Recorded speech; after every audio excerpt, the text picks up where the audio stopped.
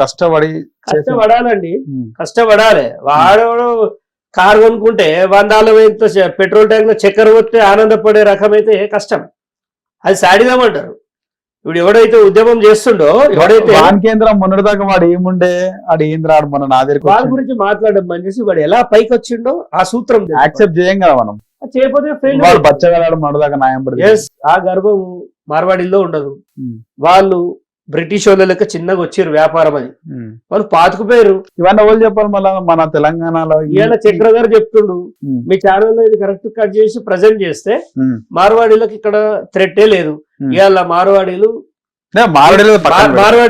రాష్ట్రాన్ని శాసించే స్థితిలో ఉన్నారు. మీరు చూడండి, ఒక్కొక్కటి దగ్గర 100 కోట్లు ఉన్నాయి, మన తెలంగాణలో దగ్గర ఉన్నాయి. చక్రధారి కొడుకు ఎంత ఇచ్చారు అంటారు. ఈ సరే మంచిది, ఇది నిజం మాట్లాడాలి అంతే. నేను నాకు మార్వాడి చుట్టం కాదు, మనోడు ఏమో శత్రువు కాదు. ఉన్న విషయం ఏంటంటే కొంచెం చదువుకున్న వాళ్ళం బీసీ ఉద్యమాన్ని చంపొద్దు అంటున్నా. సరే మార్వాడి వాళ్ళు చేసేది నేను ఒప్పుకుంటా, మార్వాడి వాడు ఎవరు మనల్ని నమ్మడు. ఇప్పుడు మార్వాడి వాళ్ళ వల్ల వైశ్యులు నాశనం అవుతారు, ఊళ్ళలో కొమ్మటోళ్ళు బతకలేకపోతారు, వైశ్యులు వ్యాపారం చేయలేకపోతారు. వైశ్యులు కూడా చాలా మంది వ్యాపారం వదిలేసి ఉద్యోగాలు. వైశ్యులు రేపు ఇస్తా సేటు పైసలు అంటే ఖాతా రాసుకుంటాడు, ఏ మార్వాడి వాడు రాసుకుంటాడా? నమ్మడు. ఎందుకంటే అది ఎప్పటికైనా పీకోరు పోయే వ్యవహారమే అది. వైశ్యుడు మనవాడు, మనకు ఎప్పటికి ఉంటాడు. ఇట్లా చెప్తున్నా కదా, న్యూట్రల్ గానే చెప్తున్నా నేను. కాదంటే మార్వాడీలకి ఒక పరిధి పెట్టాలి, నిషేధం కాదు, నివారించాలి, లిమిటేషన్స్ పెట్టాలి. నీ వ్యవస్థ ఇంతే, నువ్వు గడ్డలు కొరుగుతా మీసాలు కొరుగుతా అని రావద్దు, నువ్వు కుల వృత్తులకు రావద్దు, హుషారు లెక్కలు చేయొద్దు. అట్లా అంత హార్ష్ పదం కూడా అనొద్దు. మనం డెమోక్రసీలు ఉన్నాం, కుల వృత్తులను టచ్ చేయకు.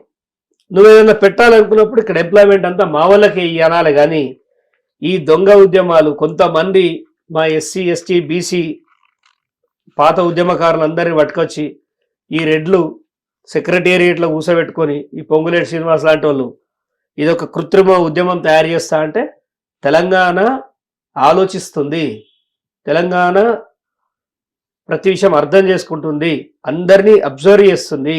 అంత పిచ్చోళ్ళు ఎవ్వరు లేరిడా మీరు ఉద్యమాలను చంపుతా అంటే? బీసీ సమాజం మొత్తం ఒక్కసారి ఆలోచించాలి.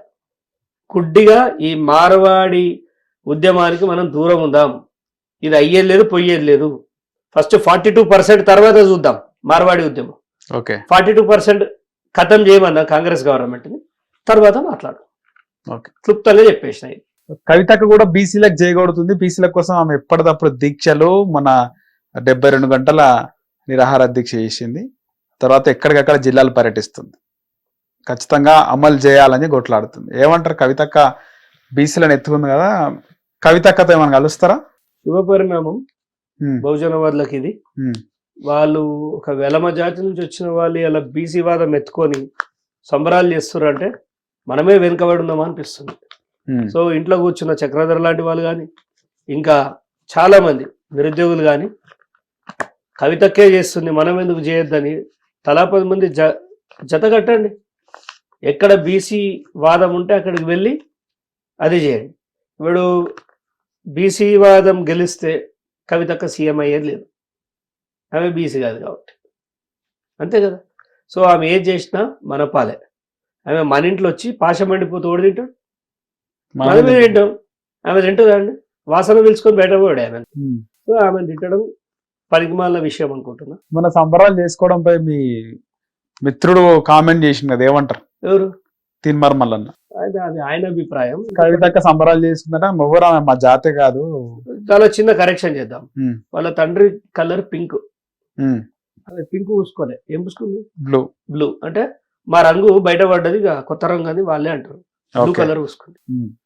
సమాజం గమనిస్తుంది, ఇది ఎక్కడిది బ్లూ కలర్ కొత్తగా వచ్చింది, ఇన్ని రోజులు పింక్ అయితే అడగకపోదు దొంగ దొంగలాన్ని, కానీ బ్లూ వచ్చిన వరకు కొత్త రంగు.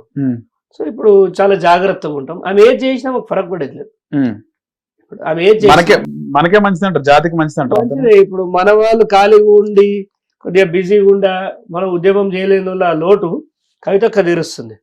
కవితక్కకి ఇది ఒక పనిష్మెంట్. బీసీ వాదం ఎత్తుకోవడం అదృష్టం కాదు, it is a kind of punishment అంతే. అంటే లాంగ్ రన్ ఉండాలి. లాంగ్ రన్ లో బాగుపడేది మనమే. Okay. ఏం రాదు.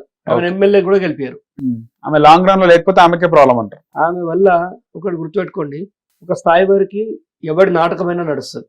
ఒక స్థాయి తర్వాత ఎక్కువ రోజులు నటించలేరంటారు. ఖతం అయిపోతుంది. గతంలో ఏ రాజ్యాలు సర్వనాశనమైనా ఆడవాళ్ళ చేతనే అన్నారు. విన్నాం, చూస్తున్నాం కవితక్క విషయంలో. ఆమె చేత ఇవాళ బీఆర్ఎస్ అనేది స్మాష్ అయిపోతుంది. ఆమె కాంగ్రెస్ చేతిలో కీలుబొమ్మ. అంతేనా? అంతే, వెరీ ఈజీ. ఎందుకంటే ఆమెకి తండ్రి సపోర్ట్ లేదు, అన్న సపోర్ట్ లేదు, వాళ్ళ సొంత అన్న ముఖ్యమంత్రి కావద్దని ఆమె కోరుకుంటుంది అనేది బయటపడ్డది, అర్థమైపోయింది. ఎస్, అంటే ఎందుకు అట్లా కోరుకుంటుంది? ఆంధ్రప్రదేశ్ లో అదే జరిగింది. అటు ముఖ్యమంత్రి అయినాక ఆమె డిఫర్ అయింది షర్మిల జగన్ తో. ఎస్. ఈడ ముఖ్యమంత్రి కాకముందుకే కేటీఆర్ తో కవిత డిఫర్ అవుతుంది. పెళ్లిళ్ళు కాకముందుకే అన్న చెల్లె బంధాలు ఉంటాయి. ఎవరి కాపురం వాళ్ళు పెట్టిన తర్వాత నాదంటే నాదని కొట్టుకోవడం మనం జగన్ అండ్ వాళ్ళ సిస్టర్ షర్మిల గారు చూసినాం. ఇది కూడా అంతే. తెలంగాణకి కవిత వల్ల వచ్చే నష్టం ఏం లేదు, ఎంటర్టైన్మెంట్ తప్ప. ఫుల్ ఎంటర్టైన్ చేసుకోవచ్చు. మన తెలంగాణలో బీసీ వాదానికి వచ్చిన హాని ఏం లేదు. ఆమెని తిన్మారు మల్లన్న ఆమె విషయంలో అంత ఆ వ్యాఖ్య చేసిండు, అది తప్పని నేను ఇప్పటికి కూడా అనా. ఎందుకంటే అది మనం వాడే సామెత.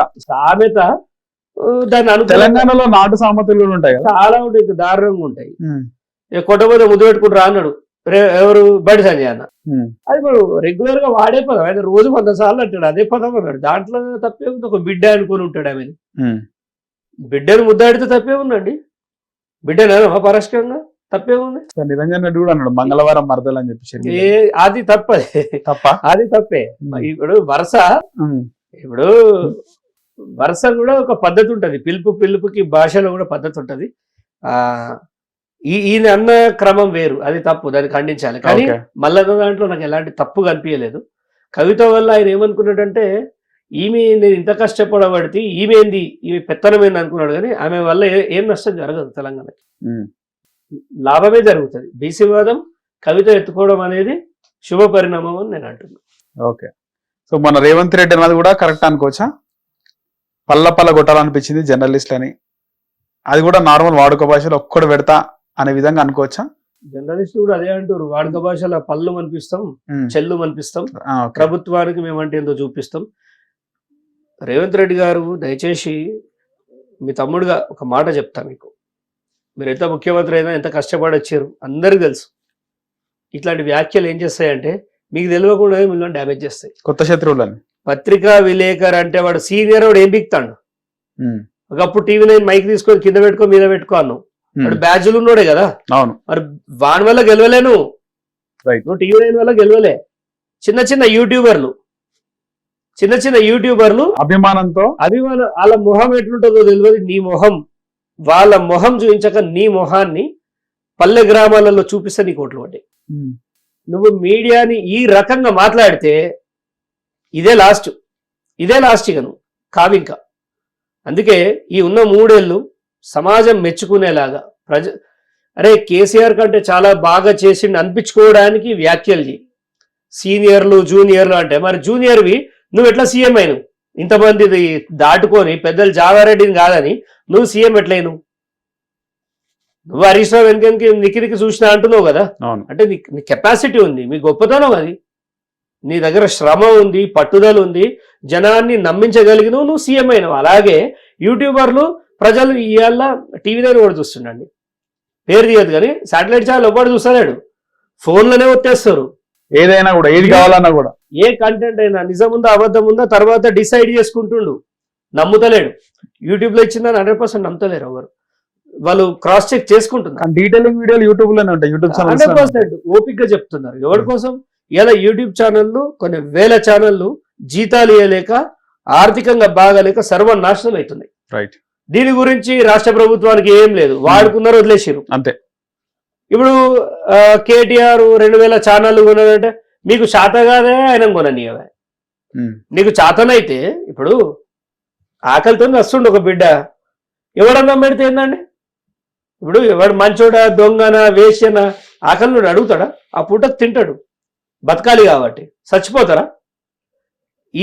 వీళ్ళు కాంగ్రెస్ గవర్నమెంట్ ఒక్కటే, ఇప్పుడు గద్దెనెక్కినాం, సంచులు సంపాదించాలి, పక్కకు పడాలి. ఎందుకంటే నెక్స్ట్ వచ్చే గవర్నమెంట్ మనది కాదు అని ఫిక్స్ అయిపోయినారు. యూట్యూబ్ ఛానళ్ళని ఎంత విస్మరిస్తే జనం మిమ్మల్ని అంత విస్మరిస్తారు. Very simple. ఇకనైనా మీడియా పైన వ్యాఖ్యలు చేసేటప్పుడు చాలా జాగ్రత్తగా చేయండి. అప్పుడప్పుడు మీరు మాట్లాడే మాటలు మీ స్థాయిని దిగజారుస్తుంది అని చెప్పదలుచుకుంది. రైట్. సో ఫైనల్ గా గువ్వల బాలరాజు లైన్ లో ఏమైనా ఓదడా చక్రధర్ గౌడ్? ఇతర పార్టీ ఎమ్మెల్యే కావాలనేదే ప్రధాన ఉద్దేశం, ప్రధాన ఎజెండా. అలాంటప్పుడు పార్టీ అండ కావాలి. కాంగ్రెస్ లో లేరు, బీఆర్ఎస్ లోకి పోలేరు, బీజేపీలోకి ఏమైనా పోయే అవకాశం ఉంటుందా గువ్వల బాలరాజు లాగా? ఎమ్మెల్యే కావాలని నా లక్ష్యం అని నేను ఏ రోజు చెప్పలే. అదే నా లక్ష్యం అయితే లాస్ట్ టైమే గెలిచేటోండి. నాకు చాలా స్కోప్ ఉంది, చాలా నియోజకవర్గాలు. ఎందుకు కొట్లాడుతున్నారు మరి ఎమ్మెల్యే లక్ష్యం లేదండి? ఇప్పుడు నేను సొప్పబెండ్లు తీసుకొచ్చి నరక, మొద్దుల్ని నరకాలి, గట్టి చెట్టును నరకాలి. నేను నా శత్రువుని కూడా బలంగా ఇప్పుడు హరీష్ రావు పేరు తీయాలంటే దౌడలు రావు ఒక్కొక్కడికి. ఈ రాష్ట్రంలో ఆయనని అన్నోడే లేడు. అంతా కేటీఆర్ ని టార్గెట్ చేస్తారు కానీ హరీష్ రావు అని అంటాడా? The one and only one. చాలా మంది బచ్చగాలు కామెంట్లు పెడతారు మా హరీష్ అన్న అంటే అది అని. నేను అట్లా జోక తలుచుకోలే. నేను హరీష్ రావు స్టడీ చేసిన మన స్టామినాకి ఈయననే కరెక్ట్ అనుకున్నా. ఏం సక్సెస్ అయినావు చక్రధర్ అని అడిగితే ఆయన మీద ఇప్పటిదాకా తెలంగాణ రాష్ట్రంలో వ్యక్తిగతంగా కూడా కేసు పెట్టలే. నేను పెట్టిన ఆయన కోర్టుకు వచ్చి నాకు బెయిల్ ఇవ్వండి, ముందస్తు బెయిల్ ఇవ్వండి, నన్ను అరెస్ట్ చేయకుండా అడుక్కునేలా చేసిన. అది నా సక్సెస్. ఇక జర్ర వదిలిపెడితే జైలు దాకా పోయే పరిస్థితికి తీసుకొచ్చిన. 17,000 ఓటు బ్యాంకు బిఎస్పి అనే ఒక పార్టీ నుంచి 17,000 ఓటు బ్యాంకు సంపాదించగలిగింది. కొత్త మొహంతో 17,000 ఓటు 100 రూపాయలు ఇవ్వలే, ప్రమాణం పూర్తిగా చెప్తాను. నేను చేయద్దనుకున్నా. నేను గెలవాలని తెలిసినప్పుడు ఖర్చు ఉంటుంది, ఎన్నికల ఖర్చు ఉంటుంది. అవును, ఎన్నికల ఖర్చు ఉంటుంది, ప్రచారానికి ఉంటుంది. నేను ఇతరుకి పిలిచి 100 రూపాయలు ఇచ్చి ఓటుకి ఇయ్యలే. సత్య ప్రమాణంగా చెప్తున్నా. ఇది మైనంపల్లి లాంటి ఒట్టు కాదు, మళ్ళా ఇది నికార్సైన చక్రధర్ ఒట్టు. హిట్ టీవీ యాప్, ఇందులో short news, live news, entertainment shows, movies, digital magazines తో పాటు మీ జిల్లా వార్తలను కూడా ఫ్రీగా చూడొచ్చు. ఇంకెందుకు ఆలస్యం, వెంటనే హిట్ టీవీ యాప్ ని డౌన్లోడ్ చేసుకుని ఫ్రీగా ఎంటర్టైన్మెంట్ పొందండి. Hit TV app, hit TV app, please download hit TV app. Hit TV app ని ఫ్రీగా డౌన్లోడ్ చేసుకుని ఎంజాయ్ చేయండి. మీకు నచ్చిన ఎంటర్టైన్మెంట్ కోసం హిట్ టీవీ యాప్ ని ఫ్రీగా డౌన్లోడ్ చేసుకుని ఎంజాయ్ చేయండి. హిట్ టీవీ యాప్ ని డౌన్లోడ్ చేసుకుని ఆస్వాదించండి, ఆశీర్వదించండి. ఇంతమంది సెలబ్రిటీలు హిట్ టీవీ యాప్ ని డౌన్లోడ్ చేసుకోండి అని చెప్తున్నారంటే ఎంత మంచి యాప్ ఆలోచించండి. అమెరికా అమెరికా అమెరికా అమెరికాలో చదవాలనుకునే వాళ్ళకి విశ్వసనీయమైన పేరు మన శౌర్య కన్సల్టెన్సీ. UK లో 1 year masters, UK లో 1 year masters, 2 years work permit up to 5 years visa. Contact Saurya Consultancy. Contact 89851 89851.